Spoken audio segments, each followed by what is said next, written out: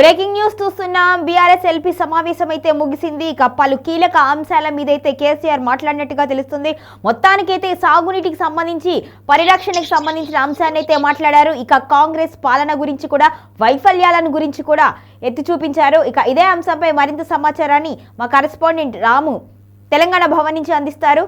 రాము, కేసీఆర్ ఏవే అంశాల మీద మాట్లాడారు? రైట్, ఈ రోజు బీఆర్ఎస్ భవన్ లో బీఆర్ఎస్ ఎల్పీ అలాగే రాష్ట్ర కార్యవర్గ సమావేశం అనేది నిర్వహించారు. దీనికి సంబంధించిన ఇప్పుడు ప్రెస్ మీట్ కూడా నిర్వహిస్తా ఉన్నారు బీఆర్ఎస్ అధినేత కేసీఆర్ గారు.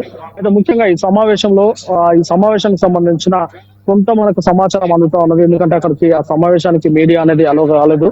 జస్ట్ వారి అంతర్గతంగా మాట్లాడుతున్న అంశాలుగానే ఉన్నాయి. కానీ మనకు అందుతున్న సమాచారం ప్రకారం మొత్తం నదీ జలాల వ్యవహారం ఒకటైతే, దాని తర్వాత గ్రామ పంచాయతీ ఎన్నికల గురించి, దాని తర్వాత ఎంపీటీసీ జెడ్పీటీసీ ఎన్నికల గురించి అయితే ఆయన మాట్లాడినట్టు తెలుస్తా ఉన్నది. ఇక అంతేకాకుండా కాంగ్రెస్ పార్టీకి అసలు ఎజెండా లేదు. కేవలం కేసీఆర్ ను తిట్టడము, కేసీఆర్ కు శాపనార్థాలు పెట్టడమే ఎజెండాగా మార్చుకొని కాంగ్రెస్ ప్రభుత్వం అనేది 2 సంవత్సరాలు కాలయాపన చేసింది తప్ప తెలంగాణ రాష్ట్ర ప్రజలకు చేసింది ఏమి లేదన్నట్టుగా ఆయన మాట్లాడినట్టు తెలుస్తా ఉన్నది. ఇక ముఖ్యంగా గ్రామ పంచాయతీ ఎన్నికల్లో బీఆర్ఎస్ పార్టీ తరఫున, అంటే బీఆర్ఎస్ పార్టీ బలపరిచిన అభ్యర్థులు అఖండ విజయం సాధించారు. పార్టీ గుర్తు లేకపోయినా గ్రామ పంచాయతీలో జరిగిన ఎన్నికల్లో బీఆర్ఎస్ పార్టీ ఏ విధంగా ప్రచారం చేయకపోయినా గానీ దాదాపు 4,000 గ్రామాల్లో, అంటే 32% గ్రామాల్లో అయితే బీఆర్ఎస్ పార్టీ బలపరిచిన అభ్యర్థులే అక్కడ విజయకేతనం ఎగరేశారు. ఇది నిజంగా తెలంగాణ రాష్ట్రంలో బీఆర్ఎస్ పార్టీ యొక్క క్యాడర్ కు, అలాగే క్షేత్రస్థాయిలో బీఆర్ఎస్ పార్టీ బలపడుతుంది అనడానికైతే ఇదే నిదర్శనంగా ఆయన అయితే చెప్పినట్టు తెలుస్తా ఉన్నది.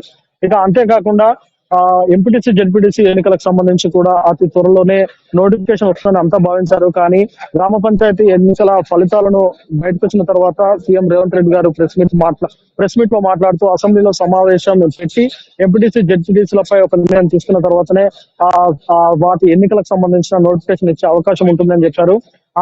అదే మాదిరిగా బీసీలకు 42% రిజర్వేషన్ల అంశం గురించి కూడా తేల్చుకోవాల్సిన అవసరం ఉన్నది. అవన్నీ తేలేదాకా ఎంపీటీసీ జెడ్పీటీసీ ఎన్నికలను నిర్వహించే అవకాశం ఉండబోదు అనేది ఆయన మాటల్లో చాలా క్లియర్ గా మాట్లాడింది.